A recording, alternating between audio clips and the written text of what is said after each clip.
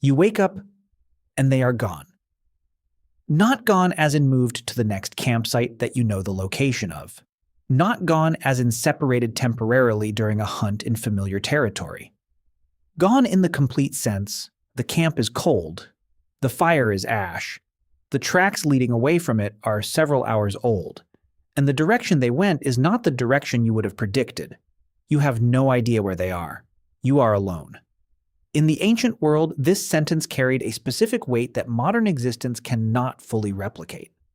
Alone in the modern world means temporarily without company, usually within reach of every form of communication and support that civilization has built, almost always in an environment where other humans are close and resources are accessible.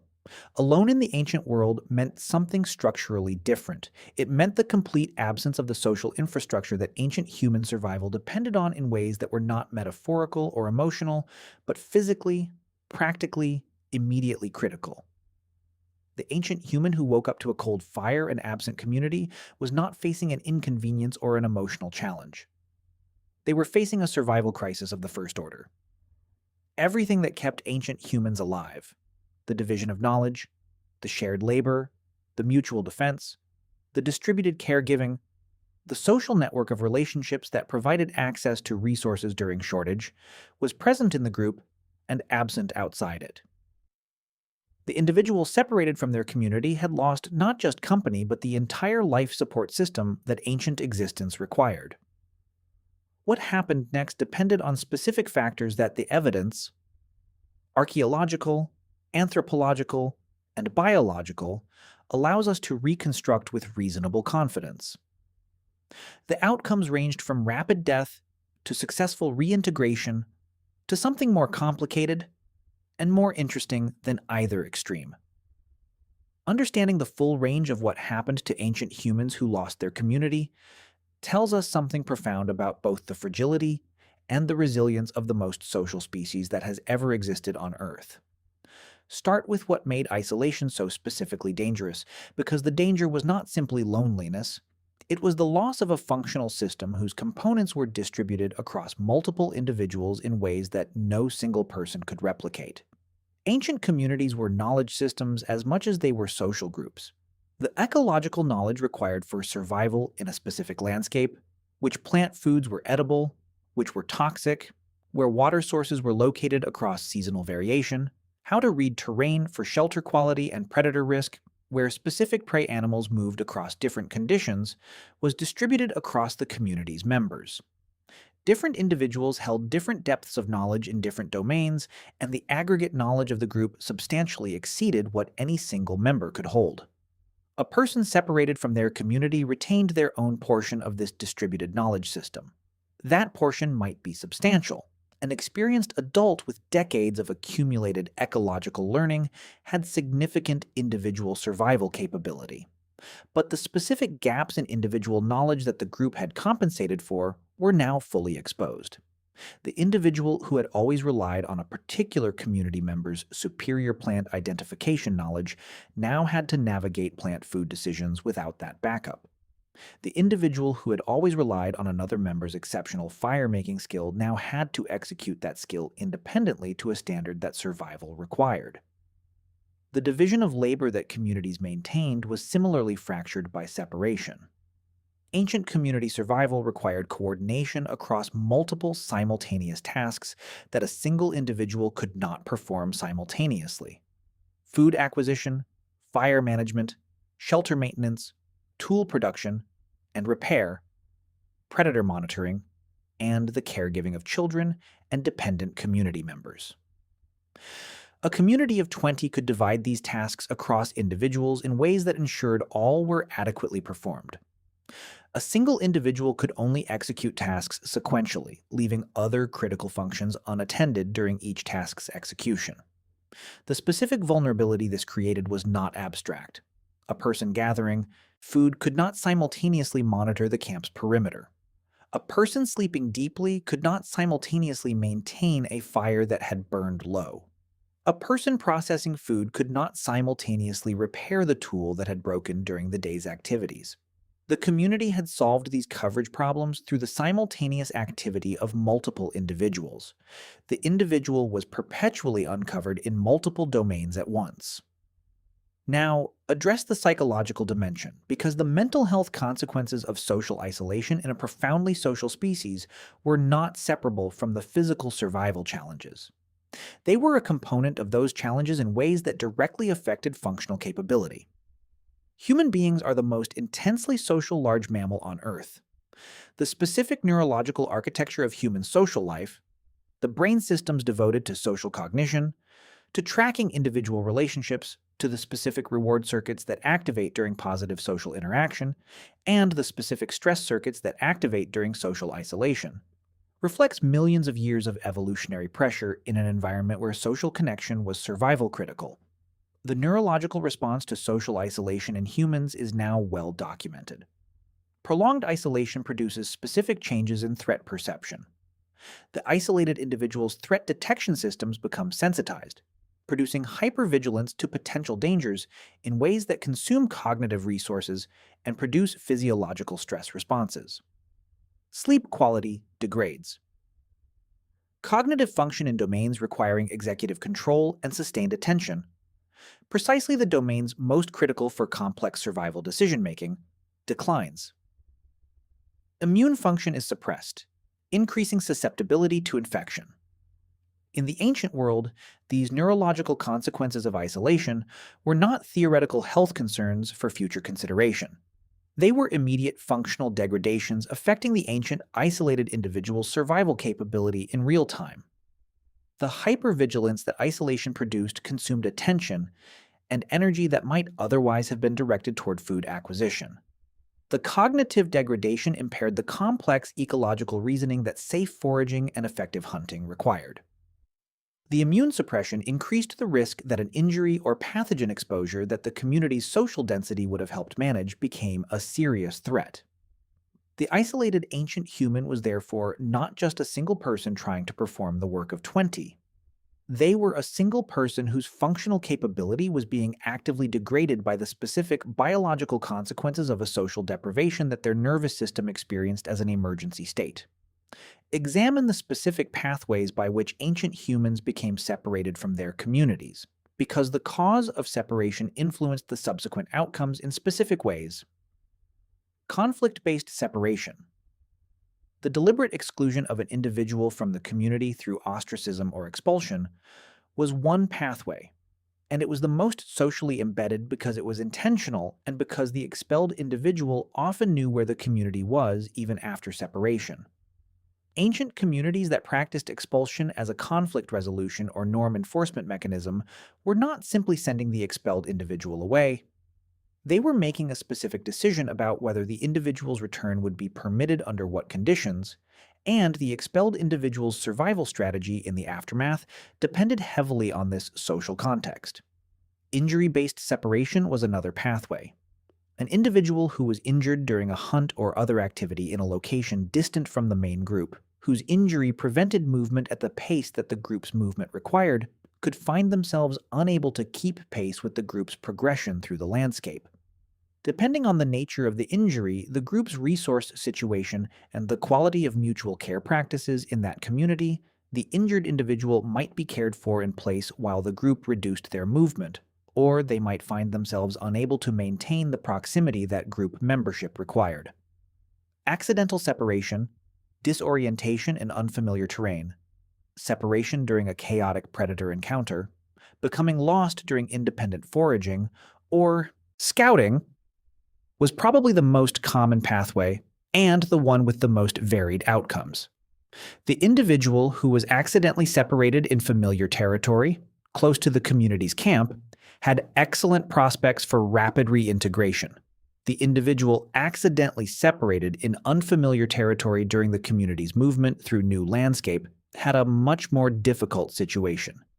Each pathway produced a different initial social and practical situation for the separated individual, and the subsequent survival strategies that were available depended significantly on which pathway had produced the separation. Address the survival strategies that separated ancient individuals actually employed, because the picture is more complex and more varied than simple stories of isolated individuals dying alone. The first and most immediate strategic priority for an ancient human who realized they were separated from their community was reestablishing contact. Not food, not shelter, not the dozens of other survival priorities that might seem pressing. Finding the community was the strategic priority that, if achieved, solved all other problems simultaneously. By the way, if you want to go even deeper into the secret lives of ancient humans, I just launched a full course called The Secret Lives of Ancient Humans. 10 modules, 3+ hours of content covering everything we never talk about on YouTube. What they feared, how they communicated, what hunted them, and much more. Plus an exclusive PDF guide included. Link in the description. See you inside. Ancient humans had sophisticated capabilities for tracking and navigating that made active community reestablishment a realistic first option rather than an impossible aspiration. The tracking skills that ancient hunters developed for pursuing prey animals were equally applicable to following the trail of 20 humans through a landscape. The specific reading of disturbance patterns, bent vegetation, disturbed soil, the specific compression patterns of human footfall on varied surfaces, was a skill that experienced ancient individuals could apply to finding a community's movement, direction, and rate of travel. The navigational knowledge that ancient communities transmitted, the specific landscape features that marked routes through familiar territory, the astronomical cues that allowed orientation at night, the ecological knowledge that allowed interpretation of unfamiliar landscapes, gave separated individuals tools for determining where the community was likely to have gone even when direct trail following was not possible. Signal fires.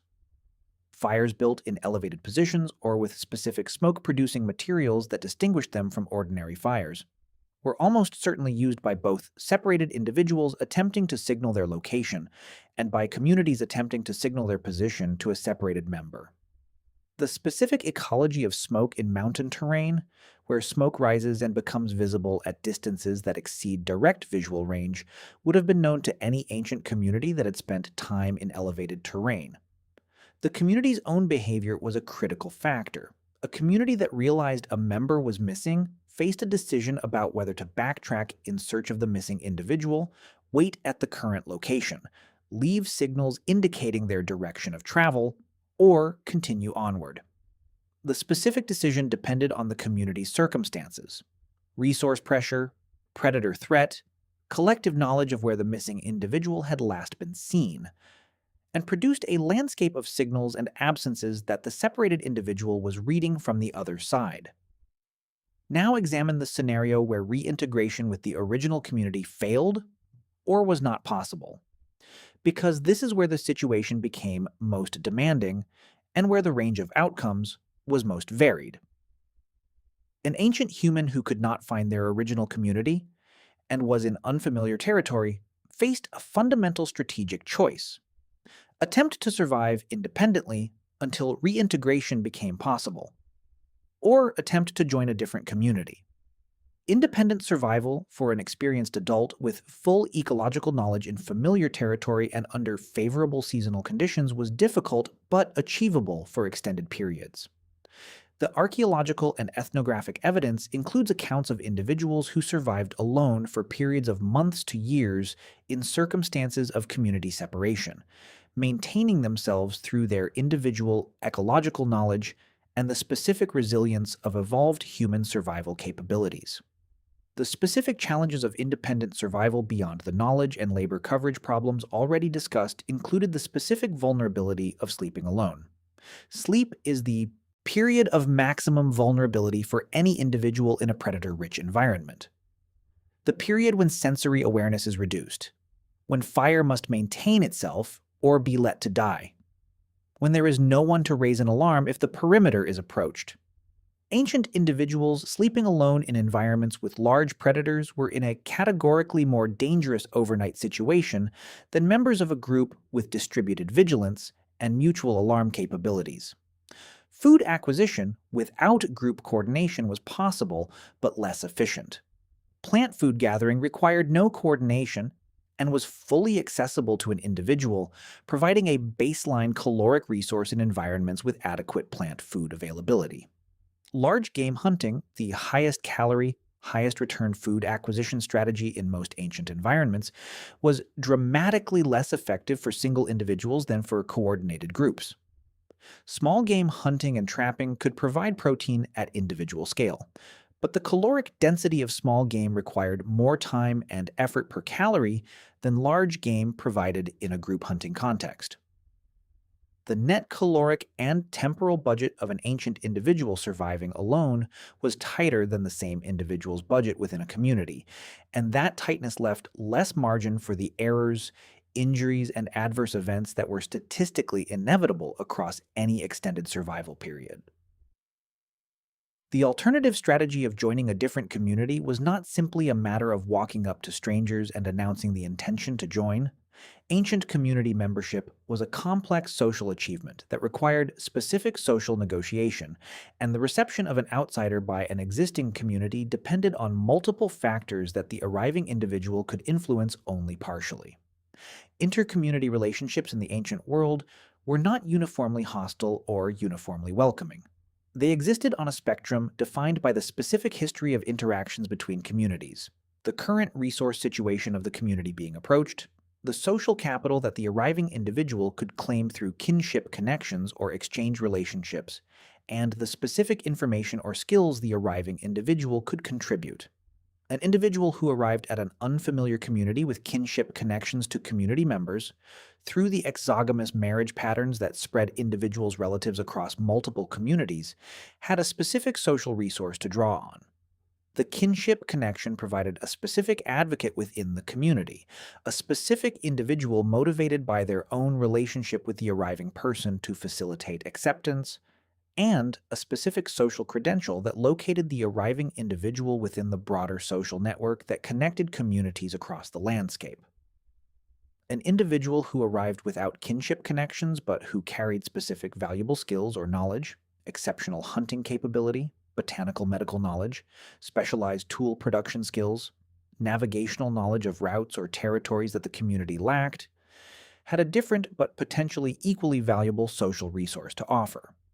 Ancient communities were perpetually invested in the knowledge and skill capabilities of their members, and an individual who demonstrably expanded the community's capability base through their addition was a more compelling candidate for acceptance than one whose contribution was less clear. An individual who arrived without kinship connections, without distinctive valuable skills, and in a context of community resource pressure was in the most difficult integration scenario. The cost-benefit calculation of community acceptance for the receiving community was least favorable, and the social negotiation required for successful integration was most demanding. Examine what the physical evidence tells us about actual outcomes, because the archaeological record contains specific information about separated individuals that goes beyond inference. Skeletal remains of individuals with healed injuries severe enough to have required extended care, injuries that the individual could not have survived without assistance during the healing period, tell a specific story when found in archaeological contexts suggesting isolation. An individual with a healed severe leg injury found in a context suggesting they survived for an extended period after the injury was either cared for by their community or managed to survive with impaired mobility through some combination of individual resilience and fortuitous circumstances. The pattern of isotopic signatures in ancient skeletal remains provides another layer of evidence. Isotopic analysis of bone chemistry reflects the dietary composition over the years of bone remodeling preceding death. Individuals who experienced extended periods of dramatically different diet, as would be expected in an isolated individual subsisting on whatever was available versus a community member with access to the full range of community food acquisition, sometimes show isotopic discontinuities that reflect these dietary shifts. The geographic distribution of ancient skeletal remains provides demographic evidence about survival and movement patterns. Individuals found in locations far from any known occupation site, in contexts that suggest they were neither traveling with a group nor part of a larger settlement, are candidates for isolated individuals who were surviving independently in the landscape. The health indicators of these individuals, bone density, evidence of nutritional stress, Healed and unhealed pathological conditions provide direct evidence of the physical conditions of isolated ancient existence. Here is the broader evolutionary dimension that the question of lost community ancient humans reveals. The specific biological consequences of social isolation in modern humans, the neurological, immunological, and physiological effects of being without social connection, are not random features of human biology. They are evolved responses to an ancestral environment in which social isolation was a survival emergency, warranting the specific physiological emergency responses that constitute the isolation stress response. The reason that prolonged loneliness produces the specific health consequences it produces in modern humans, the elevated inflammation markers, the disturbed sleep architecture, the specific cognitive effects, is that these are the consequences of evolved systems responding appropriately to a situation that in the ancestral environment predicted significantly elevated mortality risk. The body is treating isolation as the emergency that it was in the environment in which these systems were built. The modern epidemic of loneliness and social isolation, the specific public health crisis of people who are objectively surrounded by other humans but who lack the quality of social connection that human biology requires, is producing exactly the physiological consequences that the isolated ancient individual experienced.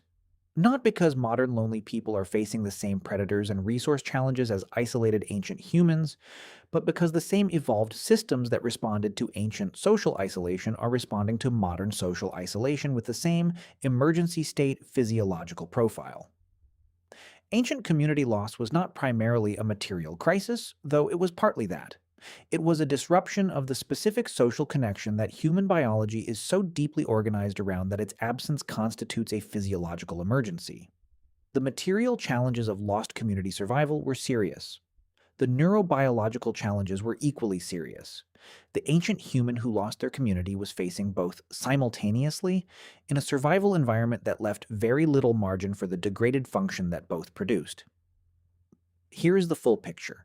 The ancient human who woke to a cold fire and absent community was in one of the most dangerous situations that the ancient world could produce for an individual. The danger was specific and multidimensional. The loss of distributed knowledge and labor coverage, the immediate physiological degradation produced by isolation stress, the specific overnight vulnerability without group vigilance, the reduced efficiency of individual food acquisition, and the social complexity of finding and integrating into a new community if the original could not be found. The outcomes were varied. Some separated individuals found their community quickly through tracking and navigation, and the separation was a temporary crisis with limited lasting consequences. Some found other communities through the specific social resources of kinship connections and demonstrated capability and rebuilt community. Membership in a new context. Some survived independently for extended periods through exceptional individual ecological capability and considerable fortune, eventually finding reintegration through one pathway or another. Some died. The specific proportion of each outcome is not knowable from the available evidence, but the evolutionary consequences of these outcomes shaped the specific social architecture of modern human psychology in ways that are visible in every dimension of human social behavior. The profound human need for social connection, the specific physiological distress of social isolation, the extraordinary social cognitive capabilities that facilitate community membership maintenance and community integration. All of these are evolutionary products of the selection pressure that ancient community loss imposed. The most successful ancient humans were those who never lost their community, who maintained the social relationships and community standing that prevented separation, and who had the specific social skills to navigate the complex interpersonal landscape of small group interdependent life without triggering the conflict-based separations that were the most common non-accidental pathway to isolation.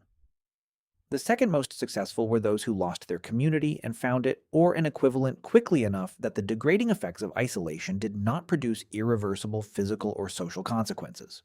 Both required the same fundamental capability: the ability to be an effective member of a human community, to maintain the relationships that community membership required, and to navigate successfully the complex social world that was simultaneously ancient humanity's greatest vulnerability and its most powerful survival advantage. The cold fire and the absent community were the nightmare. The warm fire and the 20 familiar faces around it were everything.